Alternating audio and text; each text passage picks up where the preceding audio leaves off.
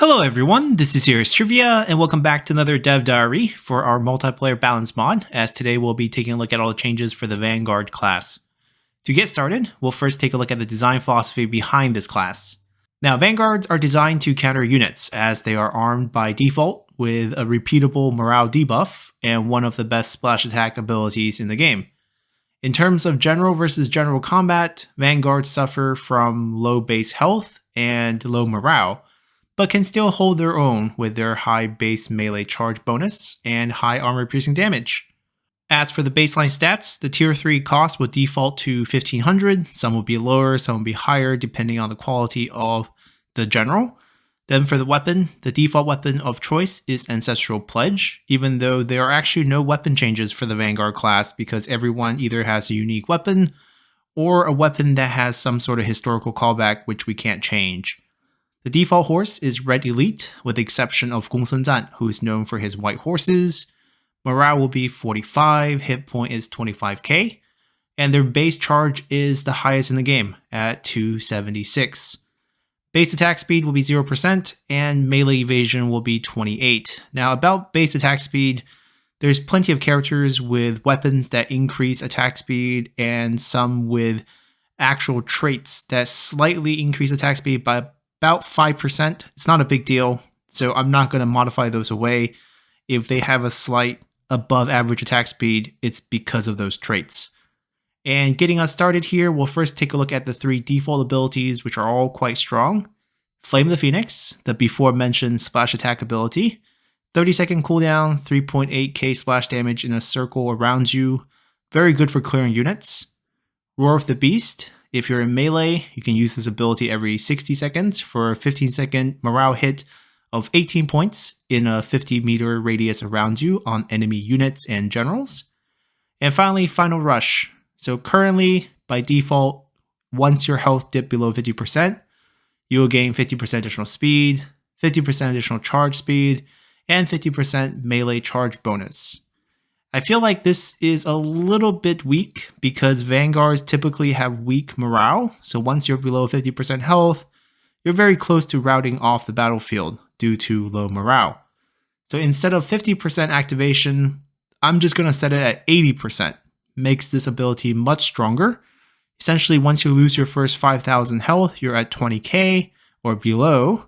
You'll be getting your 50% speed boost and 50% charge speed, and most importantly, 50% extra melee charge bonus, which is where you get most of your damage against enemy generals, something that you should pay attention to when you're microing Vanguard generals, as this is a pretty big amount, given that once you include the Red Elite horses, the charge bonus on these characters are always above 300 to start with.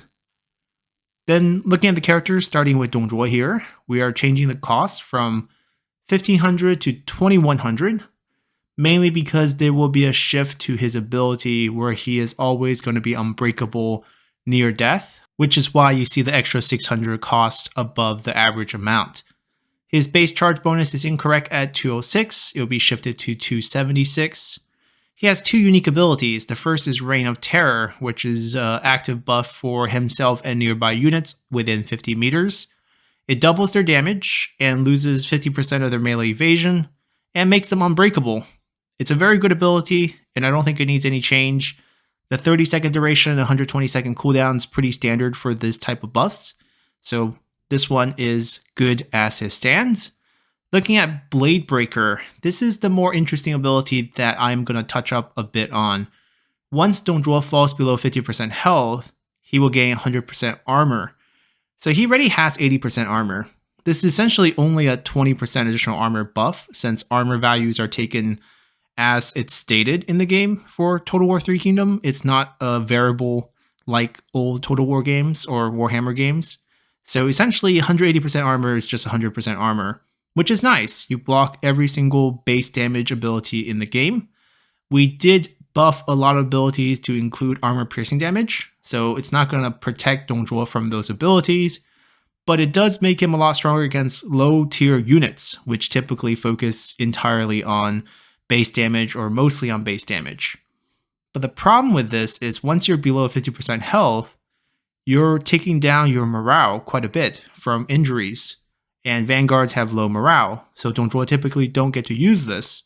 So to fix this, we're going to give him Unbreakable at that point. So once he dips below 50%, not only will he go over 100% armor, he will be unbreakable at that point, which is why we adjusted his cost to be at 2100.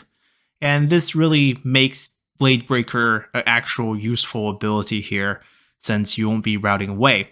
Now, there are ways to counterplay Dongzhuo's ability here by using Sun Ce's Roar, or a combination Roar with Ventral plus a Roar of the Beast at 48 total value to knock Dongzhuo out before he loses 50% health, and then you just have to chase him off the field. So there are interesting counterplay here that doesn't always end up with Dongzhuo being unbreakable, and I think that's totally fine.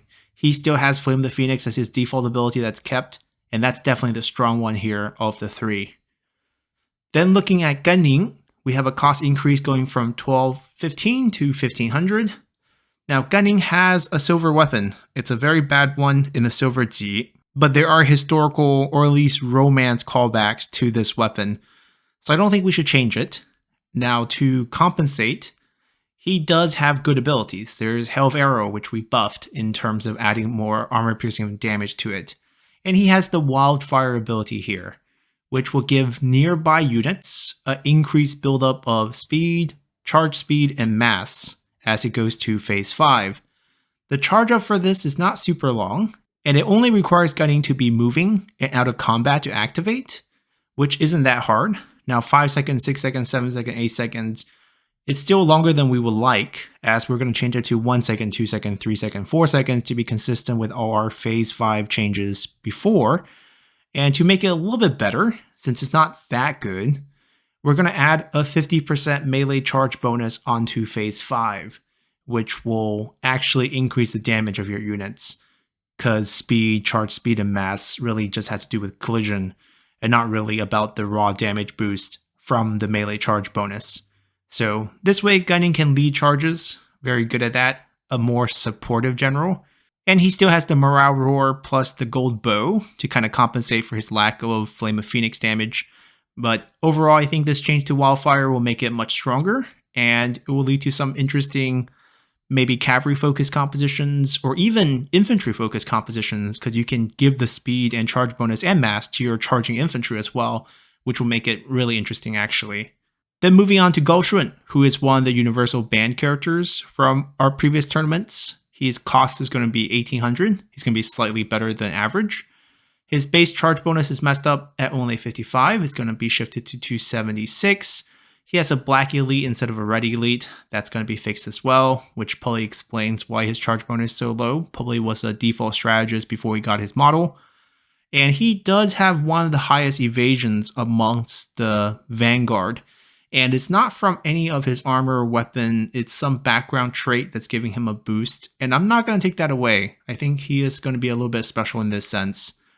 And that's going to be reflected in the cost. Now, the part of him that's most special is Scattering Blows. And the reason why he's banned. Because if he increases his melee splash range by 100%, which doubles his attack range, and then uses Flame of the Phoenix, which is considered a melee attack, he essentially smashes a double radius area, which is 4 times area. It's just too massive. You end up clearing infantry way too fast, even though both of these abilities have cooldowns, so you only get to use it once pretty much every 90 seconds or so. But that's still very strong. So we're just going to tone that down a little bit to 50%. So he still will have this characteristic as sort of this mini nuke that can go off amongst the enemy infantry. And you can counterplay this by not running your infantry together, because if you have a cluster of them, Gao Shun gets there, hits this combination on them, you're going to lose a lot of infantry. So there are ways to kind of draft around him as well if you focus on cavalry or anything with less entities than infantry. So elephants, cavalries, you can kind of get away with him and try to play the cavalry around him in that case. So overall, I think this will lift the ban. A 50% decrease here is actually a pretty significant debuff, since if you look at area, you're going from 4 times area to 2.25. So it does impact it quite a bit and makes it much easier to play against. Then moving on to Gongsun Zan, we have no change because the only thing that's kind of wrong with him is the white horse, but that's iconic for him as he recruited these white horses to scare off the nomads who believed the white horses were kind of sacred. So he will keep everything you see here. Then for Huang Gai, he has just the wrong charge bonus. That's going to go up from 206 to 276. And for his unique ability, the Firebomb, we're going to increase the usage to 4. I think for most of these limited missile attacks, 4 is a pretty fair number because this is definitely weaker than Hail of Arrows, and Hail of Arrows has 4, Poison Volley has 4. So Huang Gai should at least get 4. The cooldown's also way too long on these at 120 seconds. So now I'm going to change it to 30 seconds. So in the original time of 2 minutes, you can fire off all 4 of these if you want. Technically, only will take you 90 seconds because you start at 0 seconds. But it is a pretty significant change here. The damage on these, hit or miss. Depends on how that projectile lands. It could splat right in the middle of a cluster of infantry and kill a bunch of unit from the explosion damage, or it could just kind of whiff and miss and does nothing. So I think giving this the buff of extra use plus the cooldown decrease isn't bad. And it's also a pretty good answer for non-mine counters as they're scared of the explosion and fire damage from this as well. So you end up doing slightly more to them. Then moving on to Lu Bu. The only change we're going to make to him is the cost. He's going to go down from 2,700 to 2,400. And that really just means he has an 1,800 cost since he's on the stronger side, plus 600 for the Unbreakable, putting him at 2,400. He has 3 abilities. The first one is Smoldering Fury. This has a phase increase. It's 15 seconds, 10 seconds, 6 seconds, 3 seconds. So it's actually pretty quick right now. And we do see this ability charge up in our tournaments before, and it leads to some very massive single hits by Lu Bu on enemy generals. Now we're going to be consistent here and change this to 1 second, 2 seconds, 3 seconds, 4 seconds, which will make Lu Bu quite strong, obviously. But then again, it does also make him more vulnerable with the melee evasion decrease. So it's definitely a balance act here. And if you can swarm him with infantry and try to dismount him, that's always the best way to kill Lu Bu. Then moving on to his other 2 abilities, Rage of Lu Bu melee attack and the Dragon's Gaze. These 2 are fine. Rage of Lu Bu has a bigger radius but less damage compared to Flame of the Phoenix, and it gets the job done even though the hitbox is very, very strange when he's on foot. It's to the left. And the Dragon's Gaze, it's immobilized on enemy units only, also debuff them. There's a pretty lengthy duration on this, but at least it's only a 50-meter radius, so it's hard to use it on all their enemies, especially if they have a strategist nearby that can completely shut this down with Stifling Deluge. But overall, both of these abilities are pretty good as they stand, and I don't think they need any changes. Then moving on to Ma Chao, we have a cost decrease from 1,785 to 1,500, since his only unique ability here is Internal Blaze. It's not bad. Actually, if you look at it, if he's charging, he's gaining 250 flat melee charge bonus, which is actually massive. So Ma Chao is actually quite good at killing enemy generals in this case, because if you land that extra 556 damage from the charge bonus on your attacks, you can kill things pretty quickly by bypassing their melee evasion on those charges. So put that to use. Other than that, he retained both his Flame of the Phoenix and Roar of the Beast, which is the 2 you want to see. So pretty good character here at a default cost. Then looking at his father, we have a price shift from 1,590 to 1,200. He's getting cheaper. His charge is going from 206 to 276. Now his problem is he's missing Flame of the Phoenix. He got a supportive ability from the commanders for this. It's not as good. It goes against what you want your Vanguards to do. And because of that, we're going to be dropping his cost to below average at 1,200. So kind of giving a choice between father and son here, with the son having slightly better abilities and same access to the units. The father here is a little bit cheaper, but has a more supportive commander ability instead of the damage you get from Flame of the Phoenix. Then we have Sima Wei, who's going to see a cost increase from 1,590 to 2,100 because he's one of the few Vanguards who's unbreakable. His charge bonus is going to go up to the standard 276. And most importantly, his axe attack speed has a nerf on him. And we're going to remove that to bump it up to 33 to match the other axe users in the Vanguard class. And his abilities mainly focus on damage. We have our Flame of the Phoenix, there's a Binding Fury, and Nature's Ally. He's actually pretty underrated after using him in our last tournament with the chase that I did. So I think he's actually quite good and definitely worth the price. Now his units might be a little bit weak, but that's another problem. Then looking at Sima Yong, we have a very similar setup, except he's going to be below average, even though he has the same weapon. His charge is going to be 276, cost is going to be 1200. The main problem we have with Sima Yong is he's not unbreakable, and his ability doesn't carry as much damage because he got the Roar of the Beast instead of Flame of the Phoenix. He did get the dueling focus Tenacity of Steel, so overall he's probably going to be a better general versus general fighter. But for Vanguard purpose of clearing enemy units, he's not very good at that. Then moving on to Sun Ce, we have a cost increase from 1740 to 1800. Nothing else needs to be changed here. His charge bonus is correct because he's using his father's Heavenly Fire Horse, which does not come with any extra charge bonus. He has 2 unique ability, Devastating Roar and Blood Fury, and his Devastating Roar is perfectly fine. 50 morale hit, 2 use only, 15-second duration, exactly what you want to see. And then for Blood Fury, it's a passive ability that's a little bit weird. You have to be engaged in a duel and winning melee combat to get this bonus, which makes him Berserk. Now, that's pretty much never going to happen in multiplayer. So to fix this and make it useful, we're going to change the conditions. Instead of winning in melee combat, he just had to be in melee combat, and he doesn't have to be engaged in a duel because that's never happening. And Berserk is actually kind of annoying to deal with since you lose control of him, which means you lose control of the other abilities. So instead of that, we're going to have a similar feel by adding an effect of minus 25% melee evasion, which will make him only have 3%, which probably means he gets hit every time and he'll die faster. But obviously the trade-off is, instead of getting extra 25% damage for both base and armor piercing, I'm going to give him extra 50%, making Sun Ce quite strong, but also going to be taking quite a bit of damage back from the enemy. Then moving on to his sister, Sun Ren, we have a cost decrease from 1560 to 1500.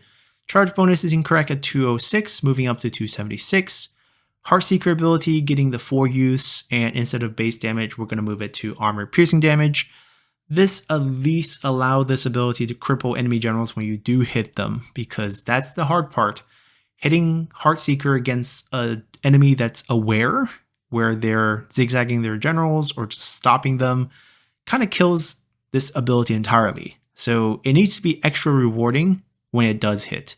And when your opponent is not paying attention, do punish them, they deserve the punish.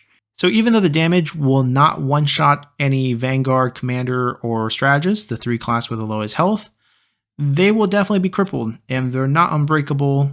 They're very close to routing away due to morale loss.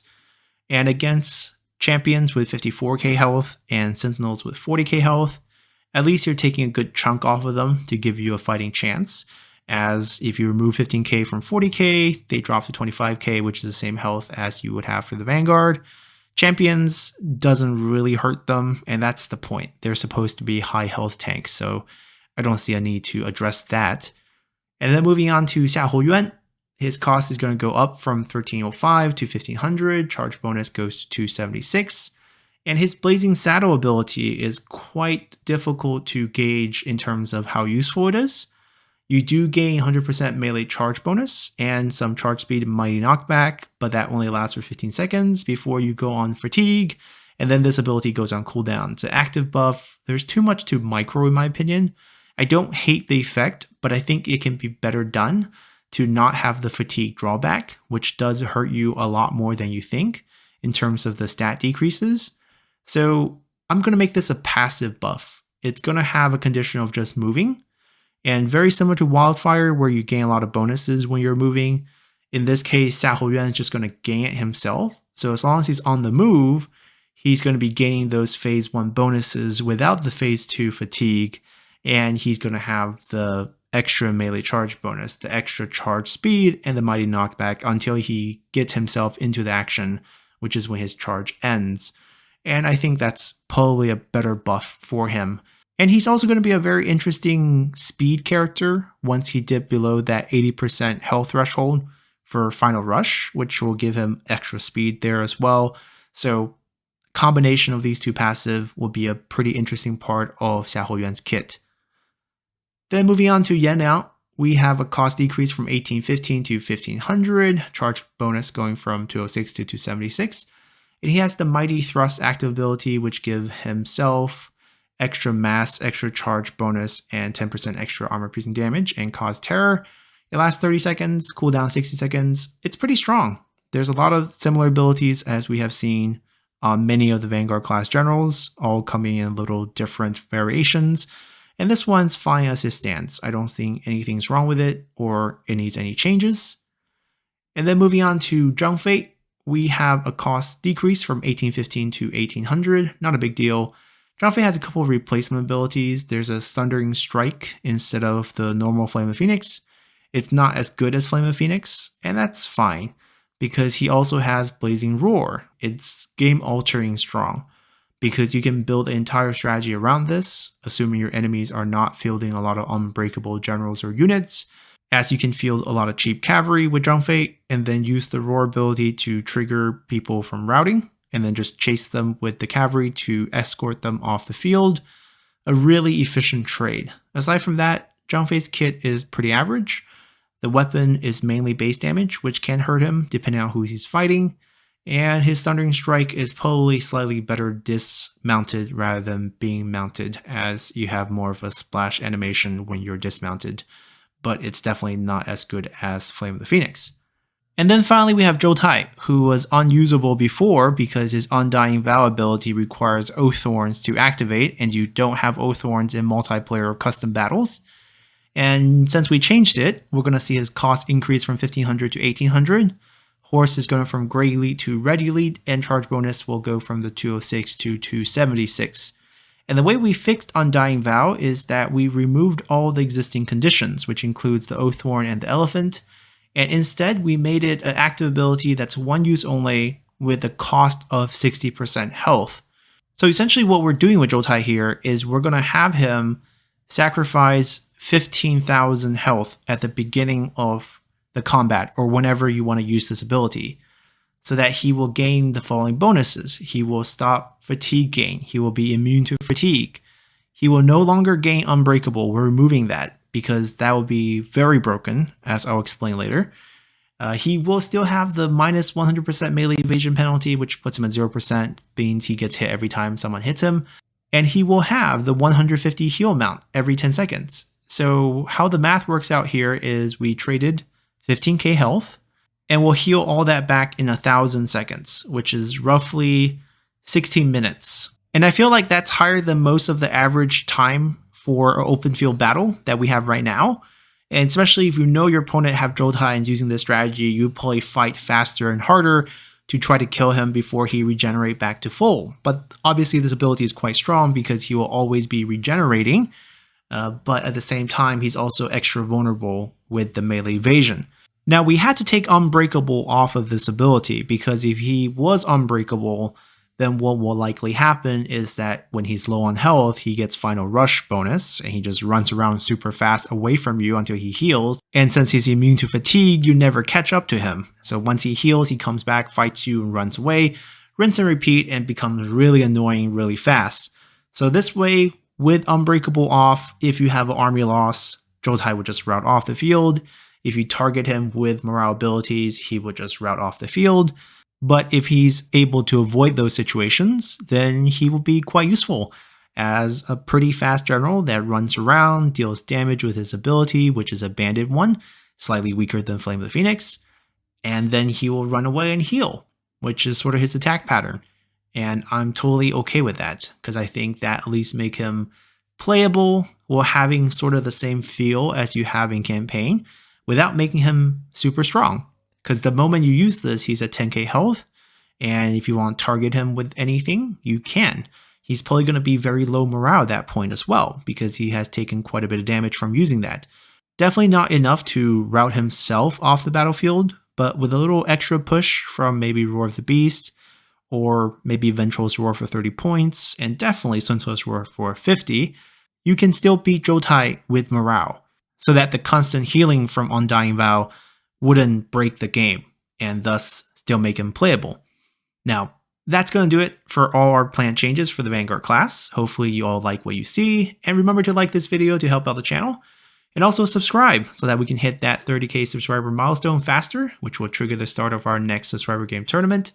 If there are any changes you disagree with or additional changes that you want to propose for the Vanguard class, feel free to drop them in the comment section below, and I'll see you all next week for the Dev Diary on the Commander class. So until then, bye!